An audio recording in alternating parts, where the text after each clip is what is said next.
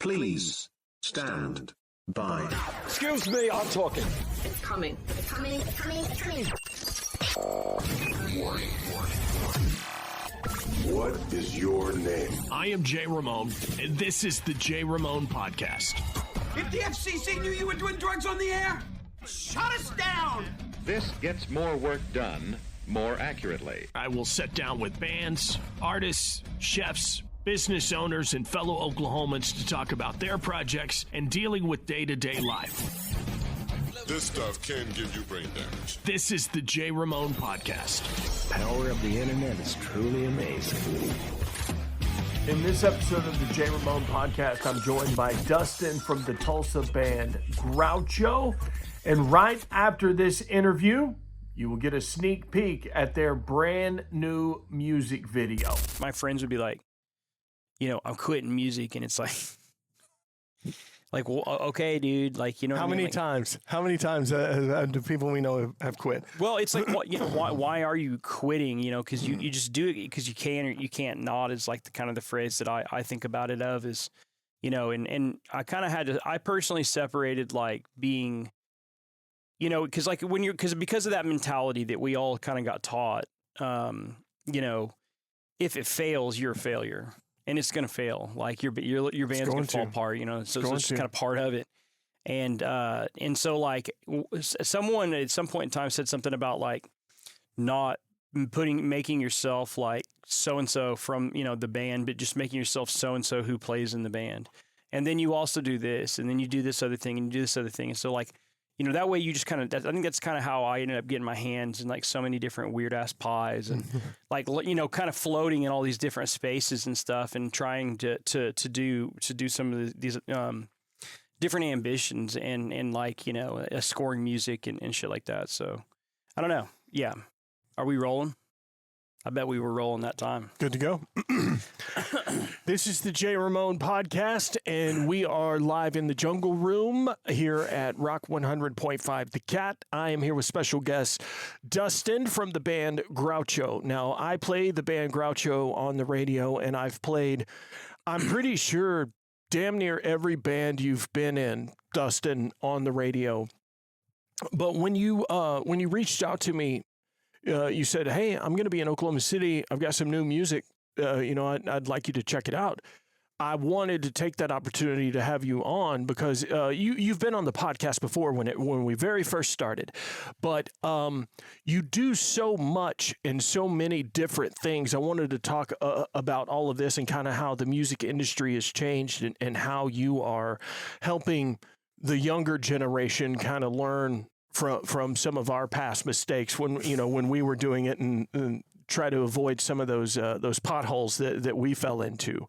But you also you're not only in the band Groucho, you also have Noisetown in Tulsa, which I'll let you explain what it is. I was trying to explain it to a friend of mine that it's kind of all encompassing. It's a performance space, it's a rehearsal space, it's a studio, and it's a place where young musicians can learn and take lessons and perfect their craft. Absolutely. Yeah. I mean, it's pretty much all of those things. Yeah. We, Mike and I needed a place, for our bands to rehearse. That's like a common problem, of course. And, but I have given private lessons off and on for like the last, I mean, it's weird to say, but like 20 years.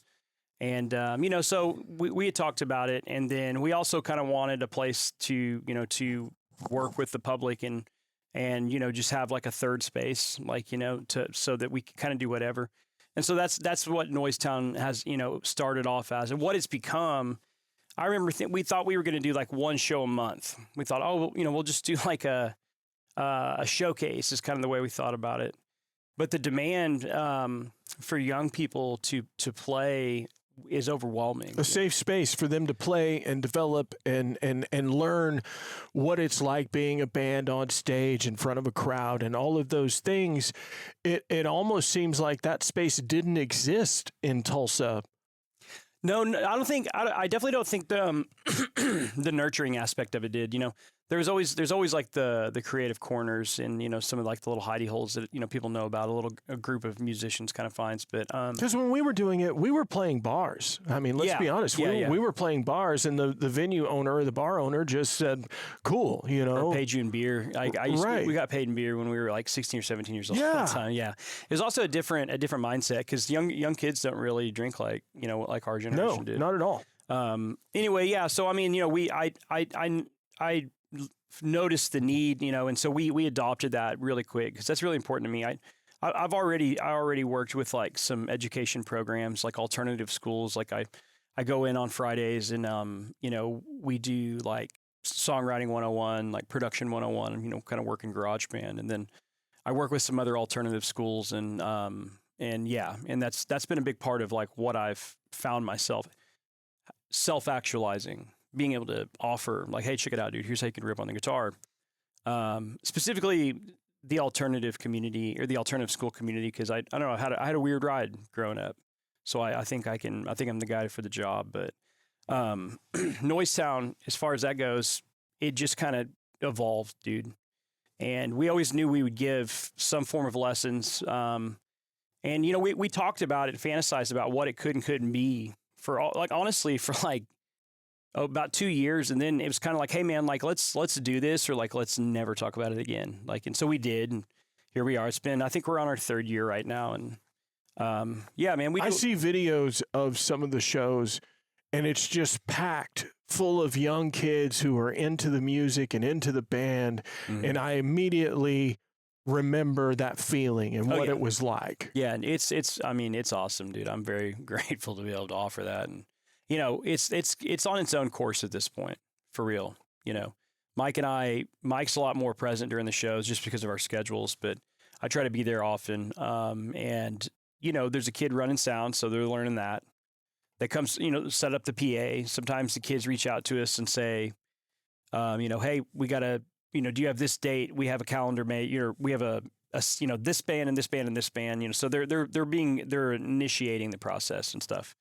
And learning the networking and all of that. It's also a good space. Like, it's like, I call it like a level 1 of Guitar Hero, because like, and it's good to be able to tell a kid sometimes, like little things, like they'll bring like this like half cab to like this really small space, and then they'll crank it up, and that's cool. Whatever you want to do, homie, I get it.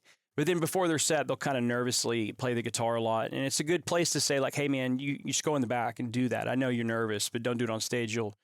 Everyone will hate you. You know what I mean? Like the sound guy will be upset about, And so sometimes I see young kids and I realize like, oh, this is your first show, dude. Like you've never done this before. So it's an incubator is the word I've been searching for this whole time. I think it's really awesome what you're doing. And I've known, a couple of different people in different bands who've kind of been through there. And I've had several that have sent me stuff who have recorded or rehearsed or played shows at Noisetown in the last few months. Definitely leaning hard into the production. Mike, the second guy, the other half of Noisetown, he's a great audio engineer. And so we will use the space often. It's sound treated, and it functions as a rehearsal space. So like, it's, you pay by the hour, and drums, bass, and PA are provided, If you say, hey, I got 4 singers and I need a aux input, we have the room ready for you to go. You can just walk in and play. And then also, we'll clear the space out and not book rehearsals, usually on like Sundays, Mondays. And set up and do recording projects, record people's entire, album. If they want a live feel, we'll just get them doing what they do. Or if they want a real polished thing, we'll isolate the drums and do it on click and give them the full treatment and stuff. So yeah, we can do it all there. One of the other things that you've been doing the last few years that I thought was really cool is you do this live scoring thing to an audience while a movie is playing. Like you are scoring it live to an audience. Where did that idea come from? It came from like pure ego. And they reached out to Circle Cinema, reached out to me like, as the pandemic was winding down. And there's a band that always does Nosferatu. They're kind of known for it. So they travel in October. It's like their Super Bowl, dude. So they go do that, but it's like a 3-piece jazz quartet. And they couldn't make it that year. And they were like, by then I had been composing for TV, and I'd done some cool stuff. I'd worked on like some OCO, it's like a Cherokee Nation documentary series, and won a couple Emmys and Sesame Street, and I kind of had a little streak going, I guess. And hold up, you did some stuff on Sesame Street? I did 2 episodes of Sesame Street. I mean, the music for it. Yeah. Holy crap, dude! I got lucky. I knew people who were editing, and then. But that's how it works. It is. It's exactly how it works. Yeah. Yeah, absolutely. Because it's not about talent, but it's not like there's a directory that you just go to and it's like, I need somebody to do this. Bam. And it gives you a list. Like that doesn't really happen. You network and you meet people along the way who have a certain skill set. And when it fits, you're working on something, you call them. It's like my friends John and Jenny here. Anytime I'm working on video stuff, I'm like, hey, I've got this going on. You guys want to come kick it? You know? And And so, I totally get that. That blows me away. Sesame Street. That is so rad. I'm so grateful too. Yeah. I've got through a lot of those documentaries, I've landed on 3 Emmy award-winning projects, so I've got these little trophies at my house, and that's pretty kick-ass, bro. Yeah, that's cool. I'm glad that happened to me, and that's how I feel about it. It happened to me, and I think that sometimes that's a process of most people I know that didn't quit, because I'm 40, that didn't quit. They're doing something cool right now. They're doing cool shit. To some degree, if you've kept going at this point inside. Or it's like you said, along the way, you meet people. And I've got a network of friends who've gone on to direct feature films and stuff because we've lived almost a full life, So you do know that person who ends up editing a Sesame Street episode, and then they throw you a bone. Like, hey, man, let's see what you got. I want to talk about Groucho, and I want to talk about some of the new bands that are young, that are coming up, that you see that really have potential. But I want to talk about some of the old bands from back in the day. Like we were fortunate to be around a lot of really great musicians at the same time. And I think about Jordan Kuhn from First Lady Assassins and original vocalist for Reckless Process. And I look at what he's doing now with his brother and the design team and the projects they're working on. They're working on huge stuff. Yeah. And so I see what you're doing, and you're influencing a whole younger generation, which is huge to me as someone who has kids now and is hoping that they find that place that really nurtures them and teaches them the right way to do things. I think about, Day by Day, how great that band was. Right. And then we probably played with 10 different bands from the Tulsa area that could have had a record deals and toured and made it. I jammed out some Reckless Process the other day. I made my stepkids watch it on YouTube. I was like, that was me in Kane's Ballroom at 2001 opening for like Taking Back Sunday or something, Yeah. It was a different time because nobody played to tracks. Right. Yeah. You had to really play. And so you guys were so tight back then. At that point, you had been on some tours and would just get up there and slay. Yeah, but that is like repetition, and or the modern speak, it's like the autism for real though, because it's like, let's get in a room and do it over and over and over and over again until we're amazing at it. But what were those Tulsa bands before you guys that influenced you to kind of want to do it? Like for me, my first contact with some of that was a band called Lewis. I don't know anything about them. I just know I took until like an underground indie show when I was like 16 years old. Me and my buddy got lost in downtown, like going the wrong way on one-way streets. Like we were kids, and so we ended up in this adult environment, and I saw this band and I was so inspired by it. And then one of them was Shamrock, and the Feds. I think that kind of counts. They would come to Tulsa. They count as a Tulsa band, bro. Yeah. I don't care what anybody says. They had their own little family in Tulsa of friends that Yeah. So those hit me really hard, and I wanted to lean into the aggression at that time. I totally bought the From Hell to Breakfast vinyl. Hey, I saw that. Yeah, I need to take a swing for it because they'll run out sooner or later, right? Yeah. Well, I wish they'd put the rest of the records out on vinyl. Yeah. I'm hoping that they do. That North Texas vinyl series is pretty cool. If you haven't looked into it, who did it? They take these old Dallas bands that, before they got the record deals or before they got big or whatever, and they find these records that have been long out of print, and they put a limited amount of them out on vinyl. Yeah, that's amazing. Like they did Hoover, which, you probably remember seeing them at Curly's. Sure. I can't remember who from the Nixons was in that Curly's, band, yeah. but Space Cadet, like all of those bands that were playing Curly's back in the day that were from Dallas, they've put out their records, and they're the ones who did that Feds one. Curly's is like such a throwback. We practice basically behind there. We practice in their like storage unit, or they're like that behind area.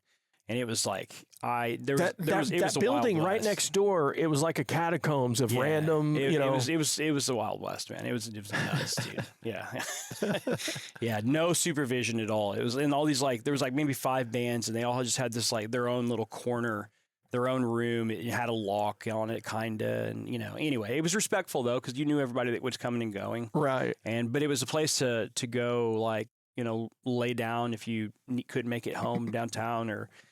Bands would rehearse anywhere between 1 and 5 a.m. and stuff. So there was no rules out there, man. Yeah. What was really cool when Curly's was open was when they had the little bitty record store in the front corner called Seasick Records. I don't know if you remember that. Yeah. That place was awesome. That idea is awesome. It was just Tulsa has evolved a lot, as you know. So much, man. 20 years ago, there were tumbleweeds rolling through the downtown, and absolutely. Now, yeah, it's grown a lot, and I got to be honest. I was just I'm in Oklahoma City, and I don't like it. I don't like driving here. Yeah, it's aggressive. It's so different. Yeah, it's aggressive. Yeah, it feels like a big city. Have you ever been to D.C.? No. For some reason, it just reminds me of that. There's a air of hostility with the citizens. We're pretty angry. Yeah, that's true. That's a true statement. Yeah. It also, it just made me grateful for Tulsa has Art Deco buildings and their downtown areas. It's cool to get lost in. And yeah. I got stuck over here by, I was like, holy shit, man. It was, I think March Madness is going on or something. Yeah. I was where's your hotel? I'm 20 minutes from here, south on I-240. Okay. So the Comfort Inn, baby. Okay, so you're not staying downtown. No. Okay, well, count your lucky stars. Yeah, well, I was working downtown, and getting out of there was I actually took a little video because it was all the people that were walking by were very homogenous. It was they all had the exact same shirt on, they all had the same haircut. It was this is stuff that makes me feel like I'm in a simulation right now. But avatars, 1 through 10. If you guys are needing music for next year's tournament broadcasts, we've got your guy. He can do it. I've done everything from jingles to feature films, so bring it on. Yeah. Let's talk about some of the new bands real fast. There was one you sent me a couple of weeks ago, and I think I played them on the local talent show. Yeah. But you sent me one where I was like, damn, this band is really good. It had a female singer. Okay. So it was probably either a band called Velvetyne or it was a band called Horse, and they both. It was both of those. Those two bands. Yeah. You sent me a link to both of those. We've done I don't know if the audio that they have published is exactly the same that we recorded at Noisetown, but we've done some we call it video day. But we've worked with the bands where it costs a little bit for me to rent a camera and set up, but I work in film so often that I'm watching the camera guy, and I think I could do that, which I can't, but I've learned since then, and so same exact way over here. Right. Yeah. You're like, I can do that, but there's a huge learning curve. And, anyway, but I have friends and and I have control of the lights and stuff. So what we would do is we would book 3 bands in a day. And then that way we could shoot 2 live songs for each band. So they'd have content. 3 exactly. Yeah. Hey guys, I'll provide it to you in wide 6K, and then you can chop it if you want and zoom in for social media. 2 revisions, and then it's a business, so it's we would say, hey, we would do that for $200 or $300, depending on if it was 1 or 2 songs. But we're also up front saying hey, this whole project's going to be a terabyte of data, so we got to buy it.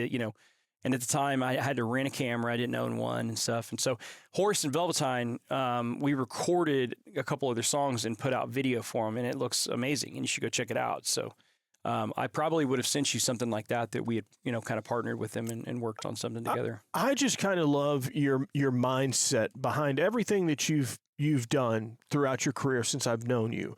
You've wanted it to be real art.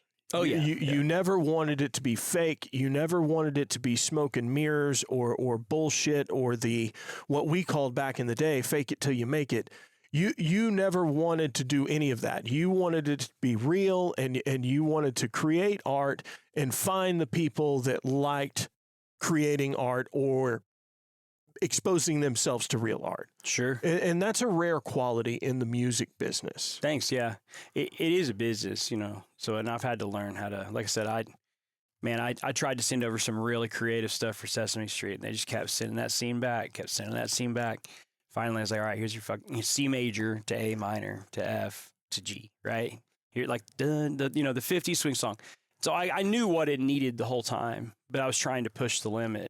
And so, sometimes you just say, yeah, here's what you're asking for. But other times you get to create, And I mean, is it like, not to go too deep, it isn't like that's the secret of happiness or pursuit of happiness, And so if you have that calling to create or to make stuff and you don't listen to it, that's a sad experience, So like for whatever reason, I've just had that drive to try to make stuff, make cool shit. I don't know. We live in such an interesting time. It's such a weird fucking time to be alive, man. I think it's a coping mechanism for like society. Just like we're still living on, caveman DNA, right? Aren't we? And just you have a summon machine in your phone at all times. It's just like pa-ping, pa-ping, pa-ping, and stuff. So if I don't clear my calendar, if I don't like literally say, okay, hey, fuck everybody, I'll see you guys on Monday, then I'll go bananas. It'll drive me nuts. So maybe that's maybe that's why I've been able to do that for so long. Serious question. Are you Banksy? Nope. Oh. Yep. Groucho is the project that you've had for the last several years, and you guys have done a lot of cool stuff and played Norman Music Festival and opened for a bunch of bands and stuff like that. But you have 2 brand new songs that you guys have recorded and getting ready to release. And I know how you are. You don't just release 2 songs. Like there's more to it than this. So tell me about these 2 songs that are getting ready to come out. So the next, Groucho has been going for almost 10 years, by the way. And so, there's been like a couple different iterations of it.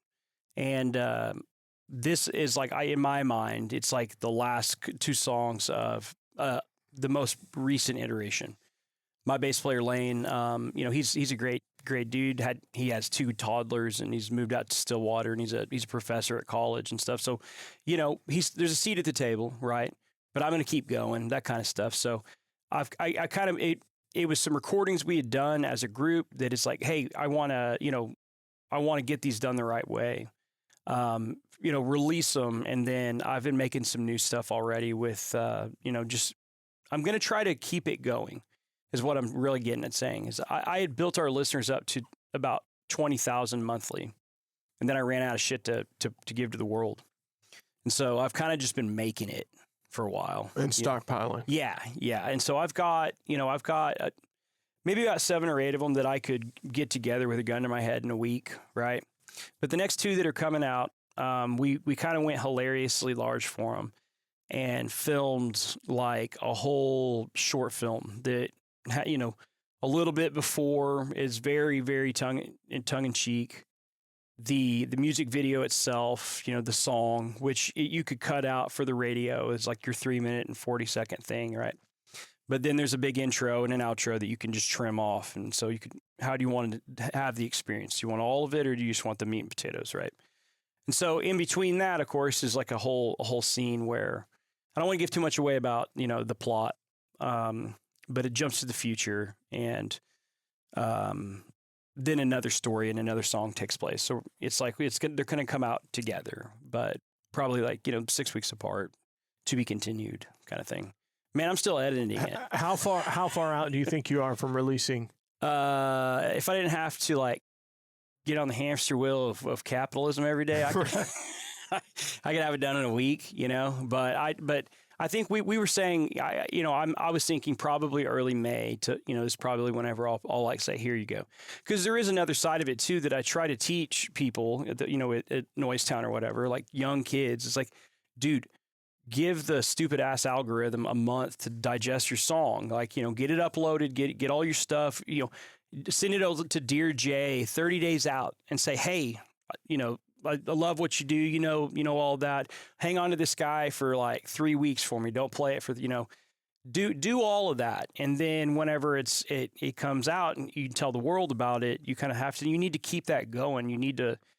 Got to have a strategic plan in place. Yeah. And I'm kind of moving personally more towards making stuff and just kind of making my brand, whatever the hell that means, just kind of doing whatever with it. Like, okay, well, that's Groucho doing a podcast. Who cares, man? I want to do all this other stuff, and I've been very interested in filmmaking and documentaries.